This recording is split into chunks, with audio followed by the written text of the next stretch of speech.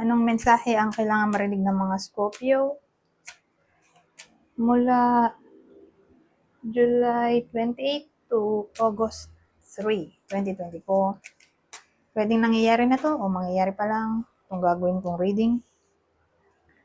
Kung hindi man mag-resonate o tumama sa inyo itong mismong reading na yun nga gagawin ko, baka mag-resonate o tumama sa someone na kakilala ninyo o mahal nyo sa buhay.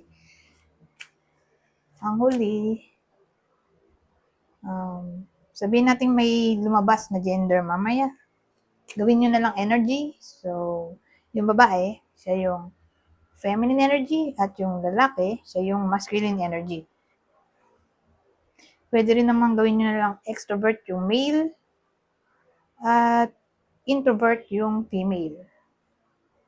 At pwede rin na wag nyo nang pansinin yung gender for as long as fit naman sa sitwasyon nyo yung reading.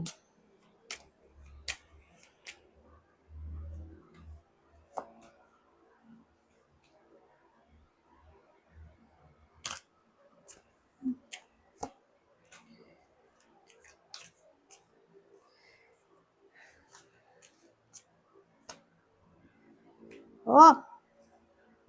Ano to?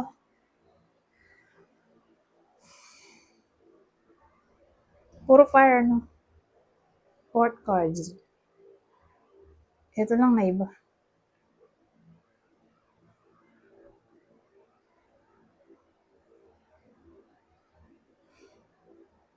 So, anong case to?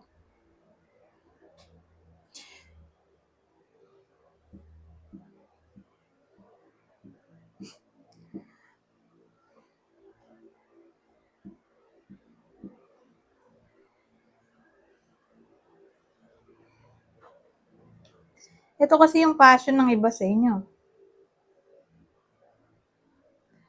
Pero for some reason, sad kayo dun sa passion.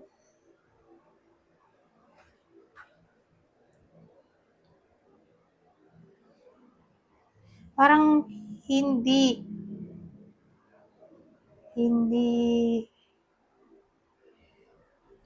nila magawa yung passion nila dito. Kaya, eto, sad sila. So, yung iba sa inyo, may gusto. Gusto talagang gawin. Yung desire niya, hindi niya magawa. For some reason. Kaya yan, disappointed siya o sad.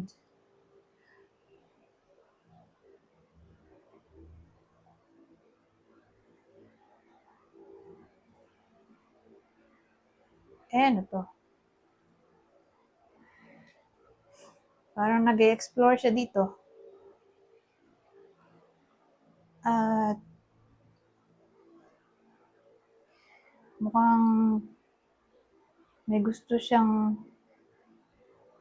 gawin ulit. Parang nagiging adventurous siya dito. O playful? O curious? Kasi ewan ko, may gusto siya gawin. Pero hindi nga pwede. Kaya para bang inabandon niya. Wala siyang ibang choice kundi i-abandon yung gusto niyang gawin. Okay? Kaya yan. Sad siya dito. Kasi nga, hindi pwede. For some reason.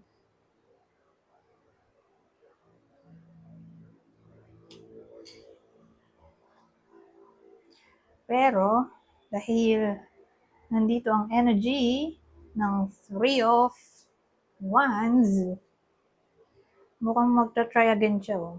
Mag-explore ulit siya ng panibagong way.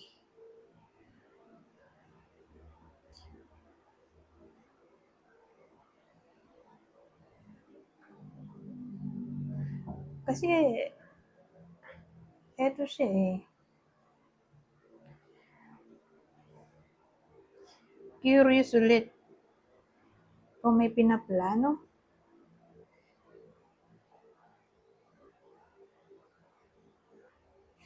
Nagtatry siya ng something new. Ganun ang dating. So, sabihin natin, gusto niyang maging vlogger. Kaya lang for some reason hindi pwede. Siguro nalilitan siya sa sahod o mahirap kumita. Kaya parang naging sad siya dito. Pero probably inabandon niya yung unang desire niya. At yung unang desire inabandon na niya tong kanyang ambition. Unang ambition o target o desire, passion. At ito, nag-explore ulit siya ng panibagong way ng pagkakakitaan siguro. At ayan, nagsisimula siya ulit maghanap ng ibang source of income. So, ganun eh.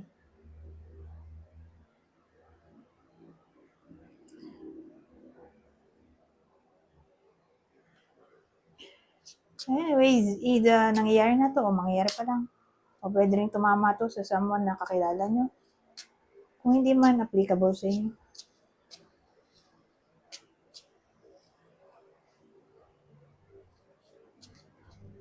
So, yung sinasabi kong career, eto na. Career tayo dito. Baka dikit to. Oy! Ito maganda, oh. Kasi inabandon na niya yung unang desire niya dito, di ba? Yung passion niya, unang passion.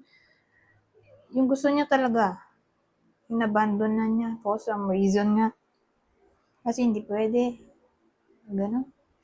Kaya ito, nag-explore siya ulit. Nagiging curious. Excuse me. Pero ito, mukhang kaka-explore niya at naging curious siya sa mga kung ano-ano. Ito, may sisimulan siya ulit bagong career.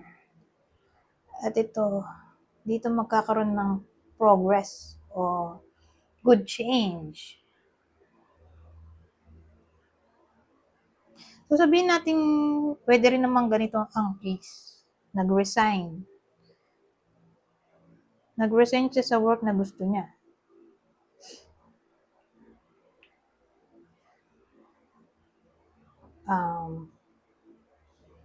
Dahil nag-resign nga siya, eto, nag-explore siya ulit ng panibago.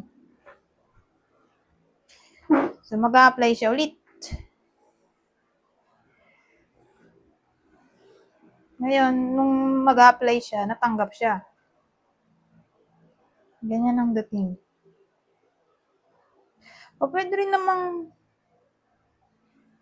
whether ito talaga yung passion niya o hindi. Pero kumikita. Kumikita yung kanyang unang trabaho. Pero for some reason, kailangan niya na mag-resign. Kumikita, kaya lang hindi siya masaya sa work. Pwede rin kasing ganun.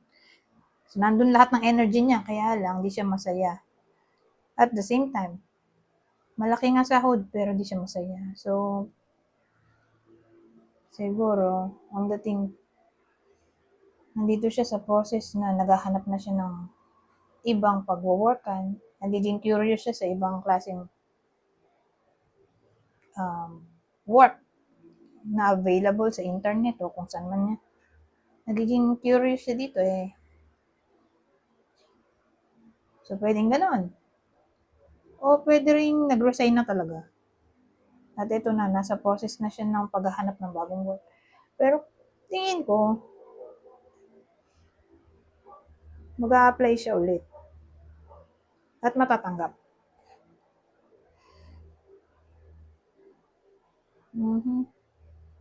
Pero kung natanggap na siya, kasi mas particular to sa natanggap na eh. Kasi nandito na yung career eh. Kung natanggap na siya sa career ng linggo na to, nandun na siya mismo sa company. Ito may magandang pagbabago. Pagbabago na hindi niya nakuha dito. Yung masayang pagbabago nandito sa bagong career. Ngayon, kung mag-a-apply pa lang, baka matanggap siya dito. So, case-to-case basis.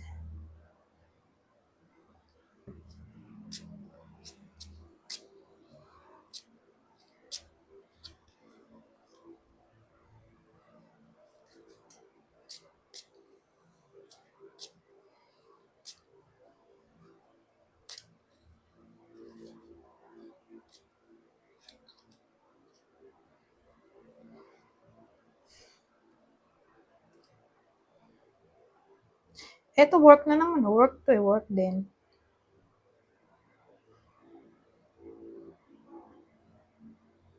So may ma-unlock siya. Baka yun na yun, promotion. Baka mapopromote niya yung sarili niya sa ibang company. Kasi baka ganun ang situation dito, hindi siya ma-promote. So, ang ginawa niya, kinuha niya yung sarili niyang promotion sa ibang company.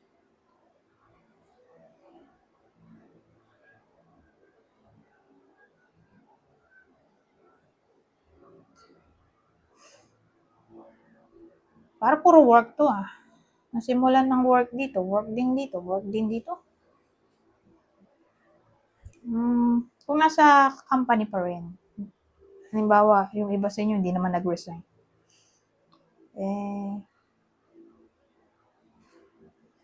May brilliant idea silang may isip. At dahil dyan, mag-gain sila ng recognition sa work. Ganun eh. So, may maiisip silang something dito na parang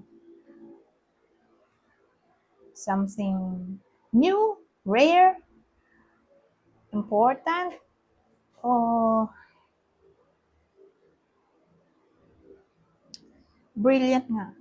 Parang brilliant idea o may invent. May invent na something at dahil dyan, pupurihin siya ng mga tao sa workplace. Kasi fame and glory din to eh. Honor din nga eh.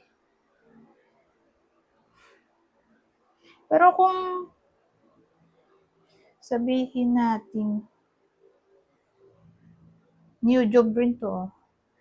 Sabihin natin relationship. Okay naman yung relationship. Wala namang problem. Pero kung single, baka may mag-confess ng feelings sa iba sa inyo. Whether kayo yung magko-confess o ibang tao, pwede rin. Pero kung relationship, maayos naman ang problema. Either wala talagang problema sa buong linggo. O kung magkaroon man, ay maayos din. Kasi may ano tayo dito, success card. Gawa ng key.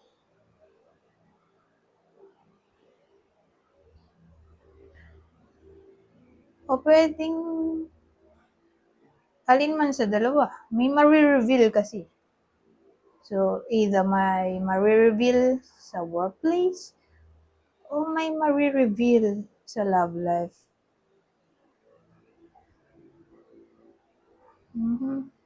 O madi-discover. Ganyan eh.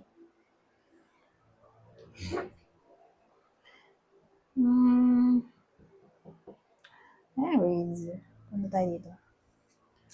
Ano pang masasabi nito? Ito na ang huling deck. Creative. Work ulit to. Kasi creativity rin tong wands eh. Draw, paint, think, and act in creative ways. So, sa madaling salita, ina-encourage ang creativity. Sa linggong ito, simplicity. Put your energy into the basics and let go of excess. Keep it simple lang. Mas maganda daw kapag simple. Simple sa pangkalahatan na siguro na topic. So, sa makeup, pananamit, pagsasalita. Kaya lang, pag-iisip kasi dito, medyo inventive yung iba sa inyo. Baka kakaibang invention to, in a way na simple, pero elegant. Simple. Simpleng idea, pero maraming magagawa yung idea. Pwede rin ganun. But anyways, hanggang dito na lang. Goodbye for now.